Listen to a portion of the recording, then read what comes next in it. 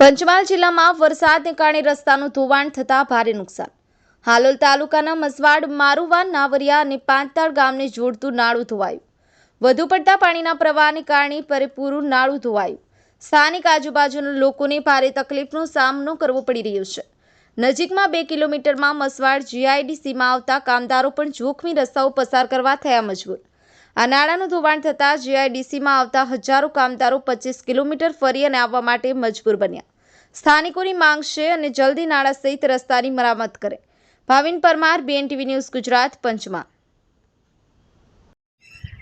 હાલોલ તાલુકાના મસવાડ ગામથી મસવાડ ગામમાં જીઆઈડીસી, મારુવા, નાવરિયા અને પાંતાળ ગામોમાં જોડતા રસ્તા ભારે વરસાદમાં ધોવાઈ ગયો છે, જેમાં આખું નાળું ધોવાઈ જવાથી રસ્તો બંધ થઈ ગયો છે। જેમાં કંપનીઓમાં અપડાઉન કરતા હજારો કામદારો આ રસ્તો અને નાળું ધોવાઈ જવાથી 25 કિલોમીટર દૂર ફરીને આવવું પડે છે, જેથી વહેલી તકે આ નાળાનું સમારકામ કરવામાં આવે તેવી માંગ છે।